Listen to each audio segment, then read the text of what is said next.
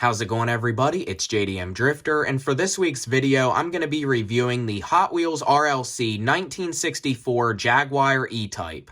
At the time I'm recording this video, this model's finally starting to show up after being backordered for about a month. This was a pretty popular release, and has definitely been something that collectors have been waiting for since this car was first revealed. Also, this model is only one per person with 30,000 made, which is something you do not see in the RLC that often anymore. This car did not have a super quick sellout, but it did sell out the day of the sale. I cannot wait to see what this piece looks like out of the box, especially with the new opening hood feature. So first, let's take a quick look here at the outer box this car comes in, and then we can go ahead and open it up. First up, as we can see, the font on the box is actually in a dark British racing green color to match the car. Here we have on the sides here of the box, the Jaguar logo and the name of the car. On this end of the box, we have the Redline Club logo, and on the other end, we have the Jaguar logo as well. Of course, on the top of the box, as always, we have our big Hot Wheel logo in British Racing Green, and just all your regular information here on the bottom of the box. So let's go ahead and get this opened up so we can check out what it looks like out of the box.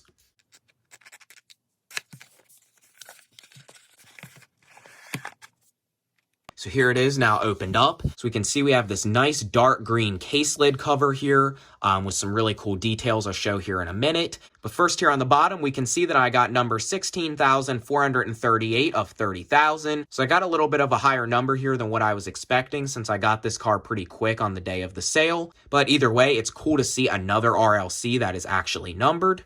So we can see here on the case cover, there's your Jaguar logo in like a silver gray. And then we have this kind of dark green with a forest kind of look here on the box. Definitely think this case cover here looks pretty cool and definitely kind of matches the theme of the car. There we have our new Redline Club logo there on this end. Says it's all metal with Real Rider tires.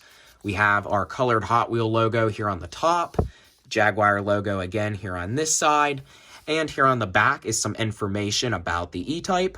So you can see right here, it says that this car is the first use of the new British Racing Green Spectraflame. Like I said earlier, it's not that common to see a new Spectraflame paint be released on an RLC. It's been a couple years, I believe, since we have seen a new color. I know one of the newest colors was yellow on the Selections Gasser.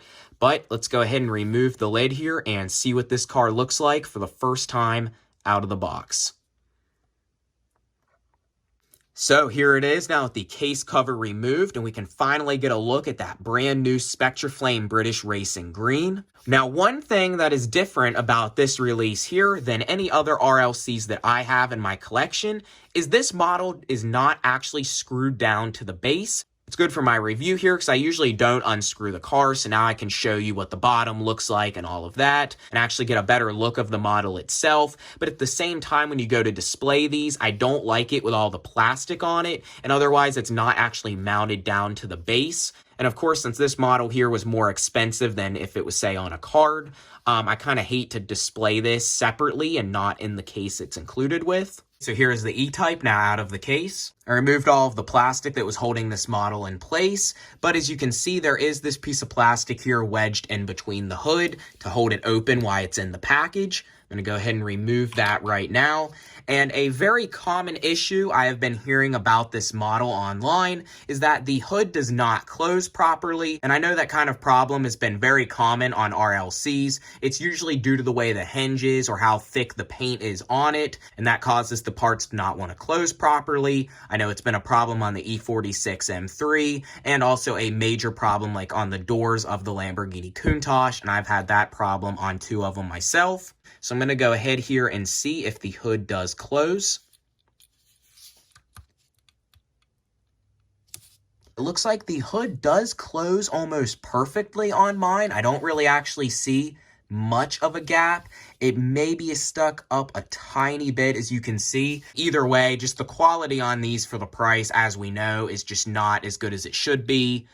These models are rushed and assembled very poorly. So you can see when you actually kind of like tilt the car, it wants to pop up a little bit. But like I said earlier, one benefit of this car not being screwed down to the case is that I can actually look all around the model and even show what the chassis looks like here. So first up here, as we know, the car is in Spectraflame British Racing Green over Chrome. This is a brand new color to the RLC, and I expect to see this color on probably a lot of British or even non-British models in the future. I definitely think this color will be reused. I don't see it being exclusive to this model, and I definitely like the appearance of this. Definitely something a little more different than your typical Spectraflame. This car has these chrome of what I consider to be a BBS LM style wheel. It's definitely not super realistic to the real car, and I've heard a lot of other people mention that as well. Something like an actual nice wire wheel would have been more realistic to what a real E-Type would have had. I mean, I do like this wheel, and I'm glad it's chromed. It's just got the regular slick rubber tires,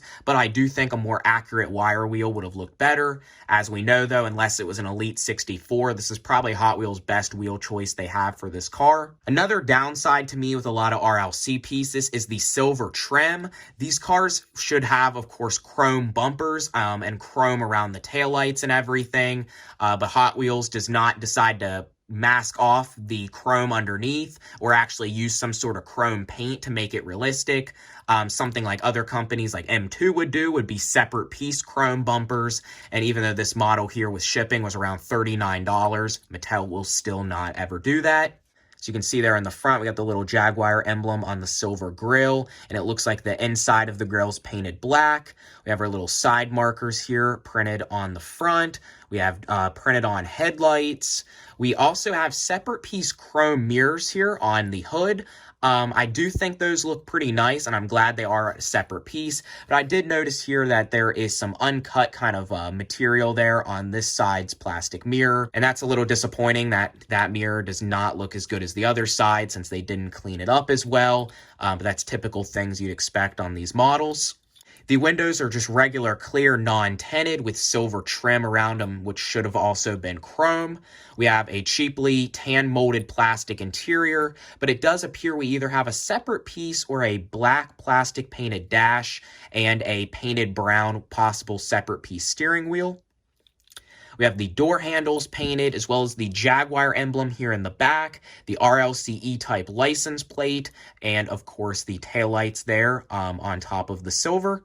This car, as we can see, is a right-hand drive British example of the E-Type, and here on the chassis, it is actually also painted in color-matched Spectraflame British Racing Green. We also have a fully painted silver exhaust system there, and something that I've also heard people talking about with this one as well is this car is not riveted together. This car is held together with one triangle screw there in the front that holds together the engine, the hinge, the body, the chassis, and everything, which I think is pretty surprising. You don't usually ever see Hot Wheels other than, say, Team Transport held together with screws. So that's definitely something different here. And I believe just from how the way this model was made, that's why it cannot be screwed down to the base, because there's no way to really mount it the way it's designed. So let's go ahead and open up the hood here again and check out what the inside here looks like. So we can see we have a silver painted of what appears to be a die-cast straight six engine. I believe this car had a 3.8 liter straight six engine. As we can see, the top there's got a little bit of gold and black detail. Otherwise, it is all just painted in metallic silver. Like I said, I believe it is die-cast from what it looks like. And as you can see up in there, there is the hinge mechanism for the hood. The inside of the hood is mostly painted all in the British Racing Green, but I did notice here around the edges of the hood, it looks very poorly cut and it wasn't really sanded or cleaned up very well, which of course is a little disappointing also. And last up here, I wanted to bring out and compare the Matchbox 1961 Jaguar E-Type to the 1964 RLC. This Matchbox E-Type is 3 years older than the new Hot Wheel RLC. This is a 61, and this model was originally released in 2006 and was designed by Ryu Asada. I only have 2 examples of this car in my collection. This is the only mint example I have. The other model I have is from the 2009 Classic Cars 5-pack. This release here was from Matchbox's 65th anniversary from 2018. This had been the last release of this car until in 2021 it came back in the MBX Exotic 5-pack. This model here was also from a 5-pack, which was called the Coffee Cruiser set. This model here was considered to be a sapphire gem, which was a chase piece that Matchbox was doing for the 65th anniversary. This was the only one that was actually one that was not a chase piece. This model here was released, mass-produced, in the 5-pack, which I found everywhere, and I actually have 2 of. Every other sapphire gem was a chase piece mixed throughout basic Matchbox mixes from 2018. But if you did not get the 5-pack with this E-Type, your sapphire gem set would not be complete if you did manage to find them all. I sure though did love this light blue sapphire paint that they did on this release and all of the sapphire gems from that year. Some of the main differences I can already tell here with this model is it actually has the wipers molded onto the windshield and not onto the body of the car. This model here does not have fender mirrors and also has just printed headlights like the RLC. As we can see here from the front bumper and grille insert is a part of the interior on the Matchbox, and the bumpers and grille are all a part of the hood on the RLC. This model here is also a US spec, being left-hand drive, and the RLC is right-hand drive. Of course, the Matchbox has a plastic base with plastic wheels and no opening features. And as we know, the RLC is all metal with real riders and the opening hood. The back of the car here, the bumper, the license plate, and the taillights on the Matchbox are all a part of the interior. And of course, the RLC, it is a part of the body.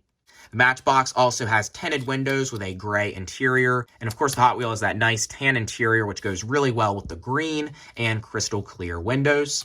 So this RLC was definitely not a modified casting of the Matchbox. I kind of thought maybe it could have been, but this is an entirely new model. Everything is different. It's a different year. It's got the fender mirrors, the bumpers and everything are a part of the body. It's right-hand drive, has a detailed separate engine, and of course the hinged opening hood.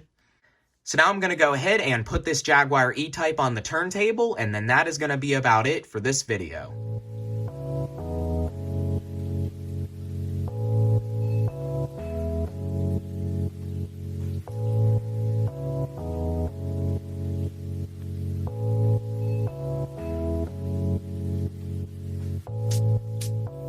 So that is about all for this video. If you enjoyed the video, please comment, like, and subscribe. To me, this definitely isn't that bad of an RLC piece. I like the details. I like the opening feature. There's definitely a few things that could have been improved on this model, but overall, the Jaguar E-Type is one of the most iconic British sports cars ever and is considered to be one of the most beautiful cars of all time. I haven't had too many things to review on my channel here recently, so that's why there's been no videos or so for the past month, but I do have multiple new things now to review and other new RLCs coming, so be on the lookout for more videos I will have coming up here soon. Also, please follow my Instagram. It is itsjdmdrifter. I will put a link to it, as well as my vintage toy restoration YouTube channel in the description. So again, if you enjoyed the video, please comment, like, and subscribe, and I will see you next time.